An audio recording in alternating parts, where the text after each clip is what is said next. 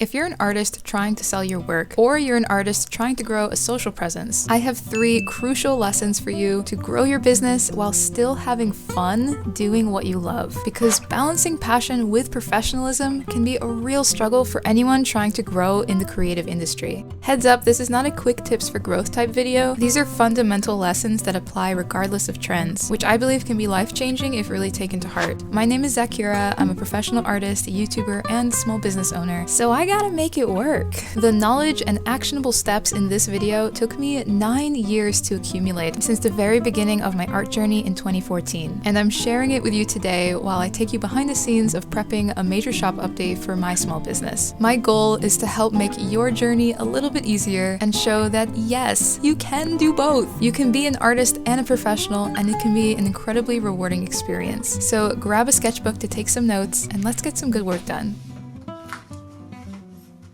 I have been painting these seed packets. It all started with this one. Made a quick short and reel out of it, and so far I did 4 different kinds. Tomato, summer squash, lavender, and artichoke. And I want to do 3 more, so I have this nice sketchbook spread here. I wrote down a bunch of suggestions from my followers and watchers online. So today I think I'm going to do sunflower. When it comes to making art that is to be used professionally, there are 2 ways to go about it. The first way is to first think of the thing that you want to make, whether that is a product that you want to sell or a piece of content, like a reel on Instagram or a YouTube video. Whatever it is, you plan it out, visualize it, and then you create the art specifically tailored to it. This option is more structured and predictable and usually more reliable. However, it can also feel constraining at times because all of that planning ends up cutting out most of the spontaneity out of your art making. And spontaneity is often what makes art fun. If you only do planned artwork 100% of the time, it can start to feel very dry very fast and may even lead to burnout.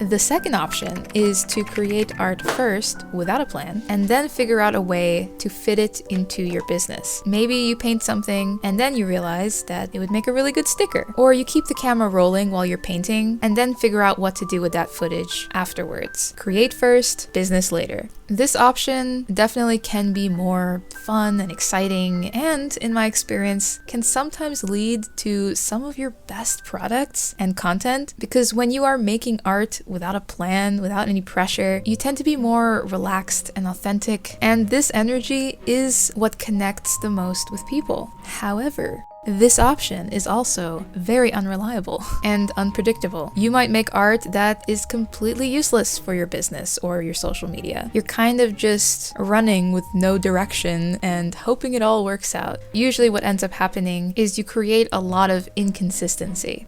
Take a second to take a note or write in the comments which of these 2 methods you tend to gravitate towards more naturally. Are you more of a plan-focused type or more of an art-focused type? Do you break down tasks before you start or run with your intuition? Take a second to actually write it down. And once you know which one you gravitate towards more, it is now important to learn that neither of these methods will work.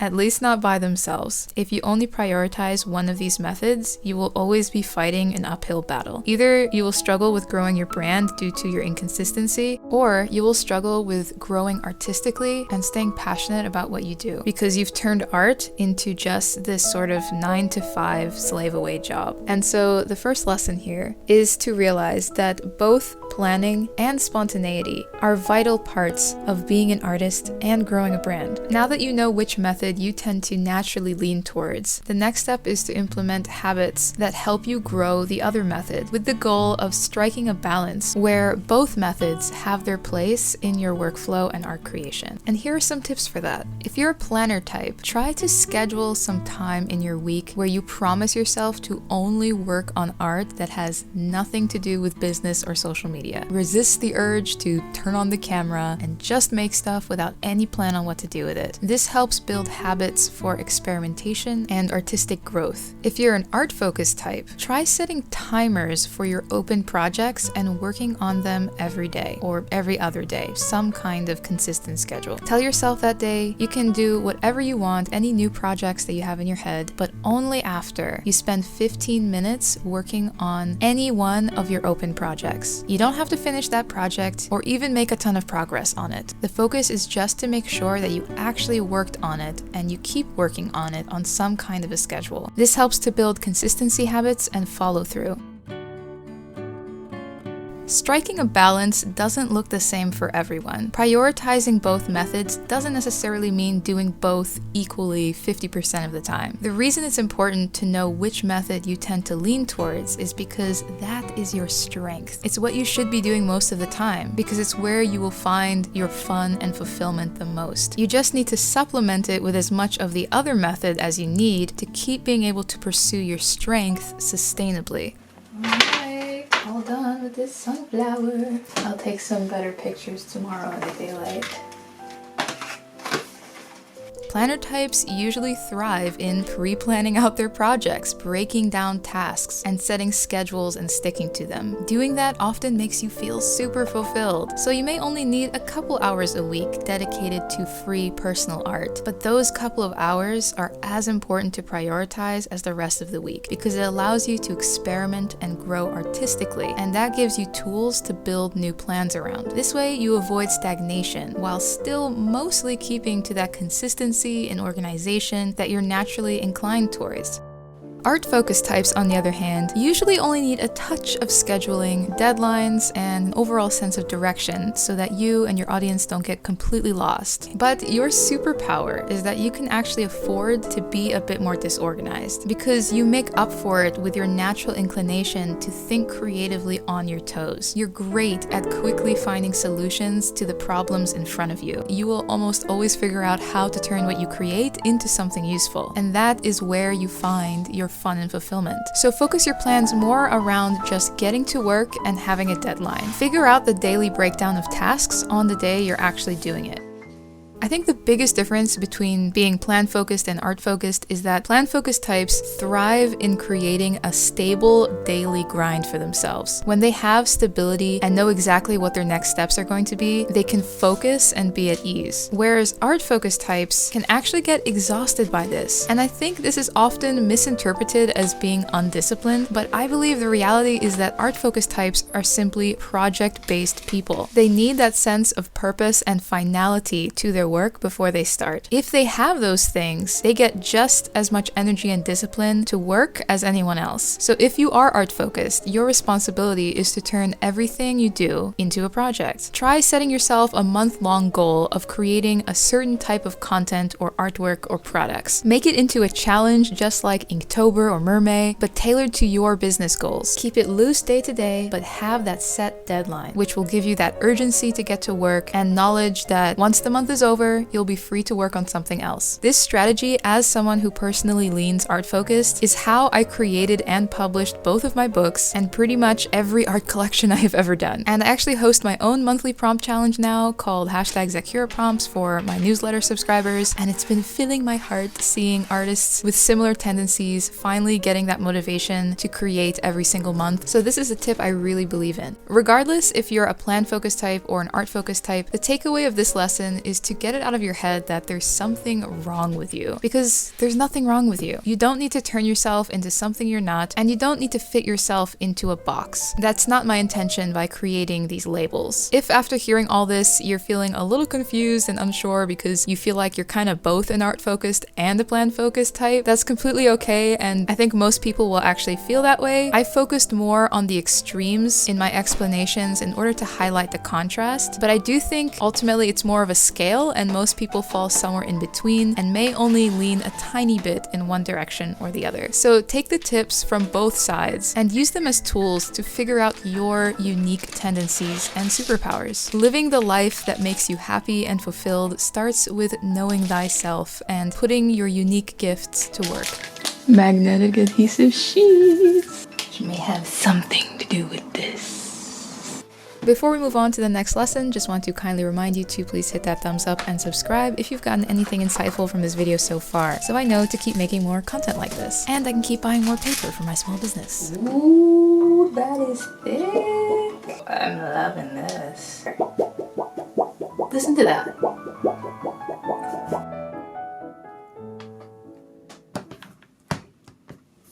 I dropped my laptop on the floor. I've taken such good care of this laptop for the last 6 years, and just one fall, man. One fall at the wrong time. After dropping it on the floor, the touchscreen and the pen no longer work. Thankfully, it seems like everything else is still functioning correctly. Right now, I can still edit my videos. I can't draw, and I can't do any of my graphic design work. So I'm pulling out the OG. This was my very first graphics tablet. I got it back in 2015 for about 50 bucks. It was my first foray into digital art and design. And this is a pen holder. I mean, how cool is this?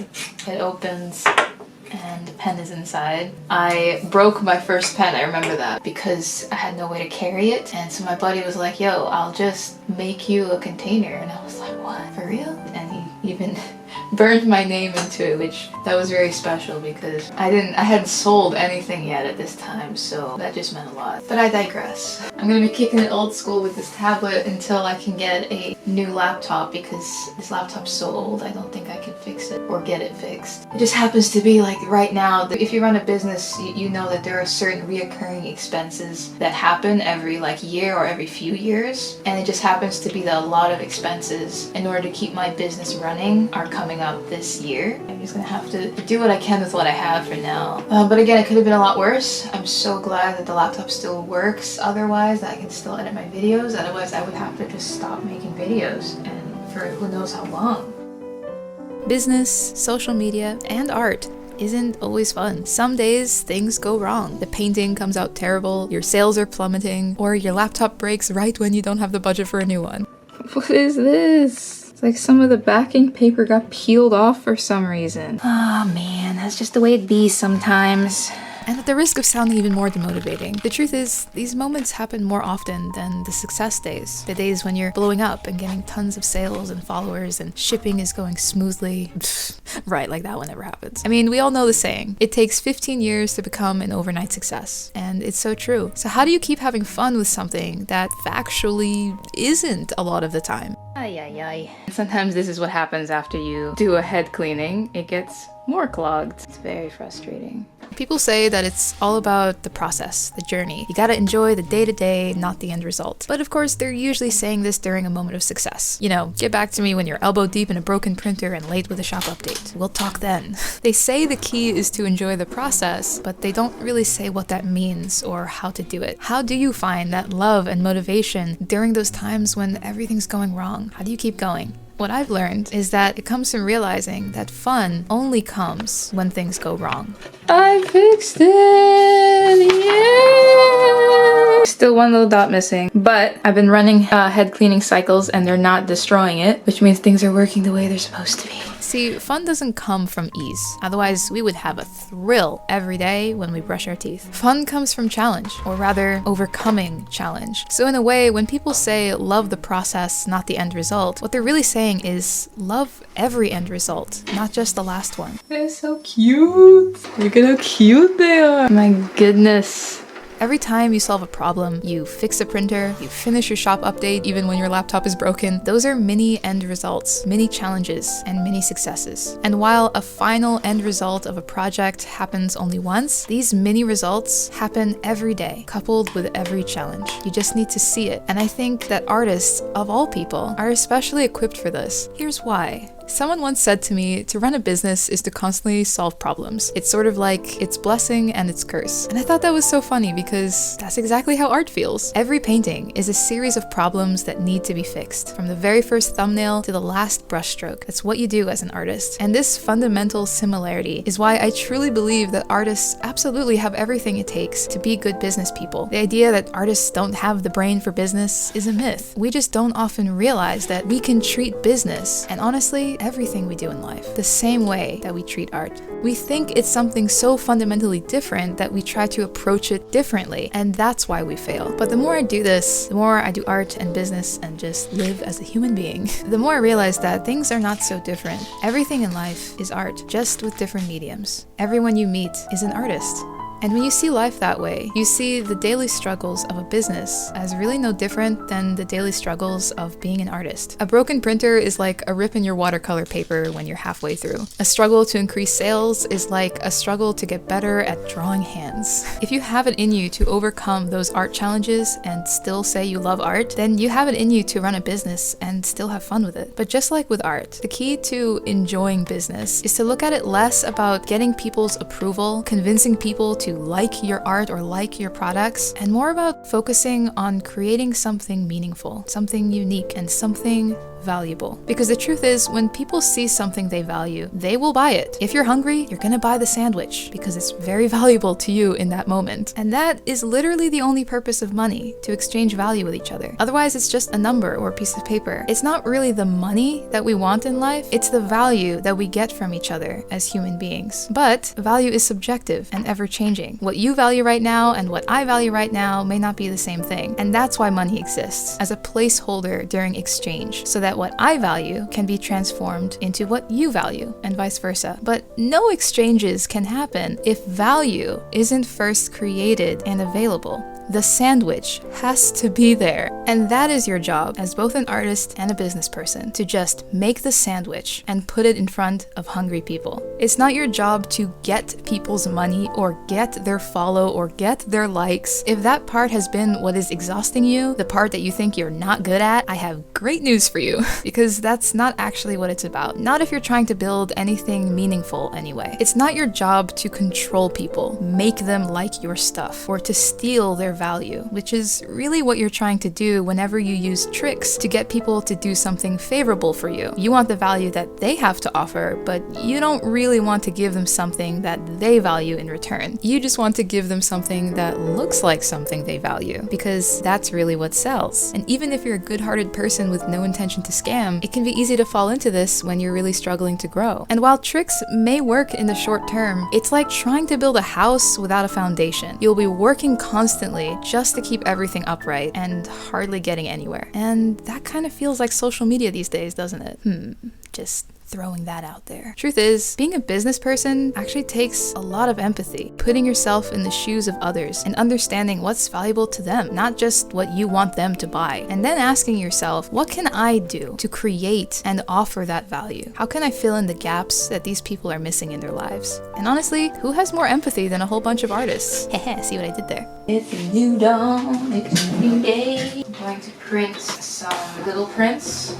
Think of any artist you truly admire. Pick one that you view as a success, someone that you hope to be like one day. And look at what they're doing. Look at what they've built. Sure, there may be some clever marketing, but under it is always true value. You never feel scammed by them. And I guarantee that more than just their actual paintings or illustrations, there's something about them, their social feed, their YouTube channel, the way they present, the way they speak, their humor, their cleverness, all of it together is what is valuable to you. It's something that gives you a feeling or a vibe that you can't get anywhere else. Even if there are similarities to other people, there are plenty of skilled artists and plenty of funny or insightful people, but only a few keep you coming back. Only a few you truly admire. Why? I'm going to jump to a conclusion here based on the people that I admire and say that the reason is because their art doesn't stop with their paintings. Everything they touch becomes their art. Everything they touch has their signature. They treat everything they do with respect, whether that's a painting or a funny 10-second reel. And their focus, even if they're selling something, is never on getting something from you. They're never saying, give me your money because I want it. But rather, they want to give something to you, something valuable. They want to build something that you want to voluntarily be a part of. Their business, their social feed, their channel, it's like looking at one big painting put there for the public to admire. And as they grow, that painting just becomes bigger and more beautiful. And that's the difference between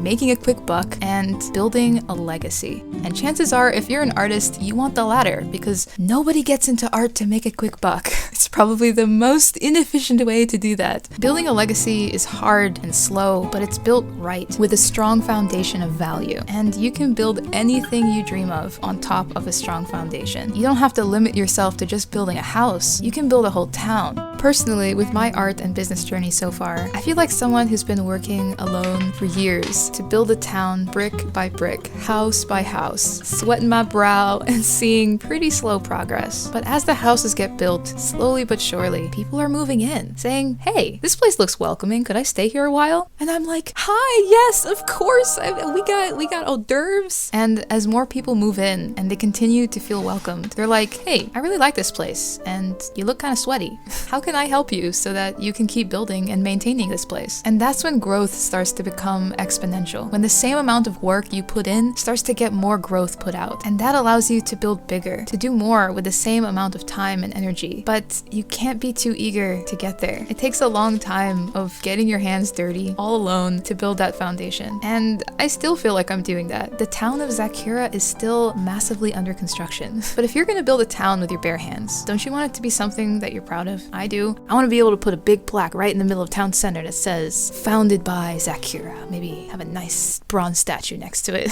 I want every house in my town to be a work of art, just like all the old houses we admire these days, hundreds of years later. I want every video, every product, every painting to be something I'd be proud to put my signature on. When you come to my channel, or get something from my shop, or read my newsletter, or whatever it has to do with Zaccura, I want you to feel like you just entered my town, and it's somewhere you want to stay for a while. And I hope that when I visit your town, I'll feel the same. Turn everything you touch into art and build your town with a strong foundation of value. It's hard, it's frustrating, and it's slow, but it's also so much fun because every brick laid is a problem solved and a success earned. FYI, this is the time. It's past midnight, but we're getting stuff done. We're getting stuff done. So I realized something. All these prints, all of this stuff for the seed packet collection doesn't have Zaccura anywhere on it. I got so caught up, I guess, in designing these seed packets and making them look kind of authentic that I just totally forgot to put my signature anywhere. I was thinking about just printing my logo on the back, but because these are already cut out, they're too small to feed into my printer. So I figured, you know what? It is such a beautiful day outside today. I really just want to be outside. So I'm thinking about just taking this stack of prints with me outside and setting up a little spot and signing them one by one. The last lesson I wanted to share is sort of a philosophy that I've had since the beginning and still keep to heart to this day with everything that I do. This philosophy is how I trained myself to learn how to draw as a self-taught artist who has never taken classes or had an art teacher, as well as how I've learned to do pretty much any of this. YouTube, my business, all of it. And it's a simple concept, a simple philosophy, just 3 words. Keep asking why. It's kind of a play on a different concept you've probably heard of, which is know your why. Always know why you're doing whatever it is you're doing. Always have that mission statement that you keep close to heart and let it guide you. But personally, if I had to figure out my why before I did anything, I wouldn't have done a whole lot. Everything I've ever done, I always jumped in sort of half blind. I did the research, sure, just to make sure I wasn't about to jump off a cliff, but ultimately I just did things because I wanted to do them. That's as far as my why went, and I figured out the rest as I did it. I wanted to learn how to draw, so I started drawing. But with every single drawing, I kept asking why. Why does it look bad? Why does it look good? Why do I feel happy doing this? Why do I feel frustrated? Why do I keep wanting to come back? And over time, through feeling my way around in the dark, I started to find the answers, both on how to improve my skills, as well as discovering my mission statement. Discovering that art, writing, and storytelling was my way to understand life and communicate my point of view and connect with people. But I didn't know that when I got started. I just wanted to draw. Practice makes perfect only if you are aware of what is actually happening, because it's not the doing something 100 times that makes you better. It's the 100 little adjustments that you make along the way. You have to pay attention, you have to be curious, and you have to keep asking why. I feel like so many artists these days, especially young artists, get so swept up in the excitement of the idea of blowing up or making a living from their art that they forget to ask why they actually want those things. Why do you want those things? Do you need those things? Are you doing it out of passion and a dream to live the lifestyle that fits your personality and happiness? Or are you doing it for external validation or clout, a way to prove to people or rub it in their face that you're a real artist? It's okay to not always know the answer to those questions. questions. They're big questions. It's not important always to know why in order to start doing things. But what is important is to keep asking why. And I won't lie to you, this life philosophy has sometimes led to me falling into existential crises, because there were many times when I kept asking why and I couldn't find the answer. Why am I doing all this? Why am I making videos for literally 10 people to watch? Why am I staying up at 4 a.m. struggling to draw an eye? How much time am I putting into all of this and I don't even know why? But these times of limbo, though scary, are necessary. They do serve a purpose, because even though it feels like you're completely lost, it's actually what keeps you from losing yourself. Because the alternative to asking why and not having an answer would be to ask why and have someone else tell you. Grow an account because everyone else is. Sell your art because that's what people say makes you successful. It's more comfortable to have others give you your why, but ultimately it takes you farther and farther away from your true self. And eventually it catches up to you, because we weren't built to live for someone else's why. We weren't built to build someone else's town. And by the time you realize this, the road back to yourself and to your town will be much farther. Never give up hope, because I believe it's always possible to find your way back. But the longer we stay on someone else's road, the harder it will be to find our own. If you can endure the limbo of not always knowing your why and do things anyway, all while resisting the false promises of building someone else's town and following someone else's why, you will have the opportunity to discover your true why. And those moments are powerful and obvious. When it hits you, it's not ambiguous. You will know. In fact, it'll be really hard for people to convince you otherwise. These are enlightening moments of personal growth when you realize you've just reached the next level of your journey, because now you can channel all that energy you were using to ask why to instead now say with confidence, let me show you why. And that's when you can really get to work. So consider that time of darkness, of jumping in, feeling your way around, trying a bunch of stuff out, and not knowing your why as your student period. Because that's exactly what you do as a student. You do things and you ask why. Don't expect to be a huge success when you're still in school. Once you graduate, it will be time to start speaking your why and building on it. But the lesson here is just don't rush it. Trust that that time will come. And in the meantime, be the best student you can be. Jump in and start doing stuff. Start that project, start that business, because something inside you already knows why. That's why you want to do it. You just need to show it to yourself so that you can understand. And if you have what it takes, which I think you do, it's a heck of a fun ride. I sent out the early access email to my newsletter subscribers, and we've got orders. Time to wrap them up. So go.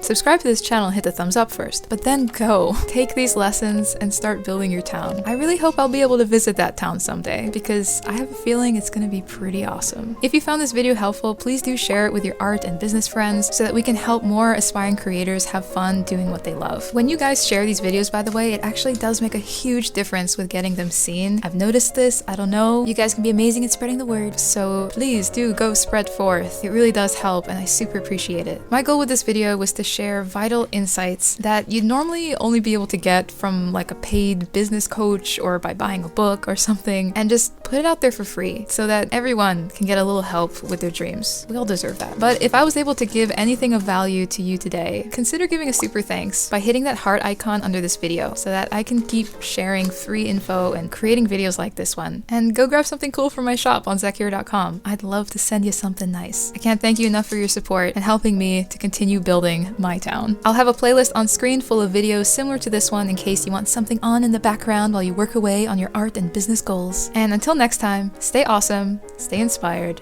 always. See ya!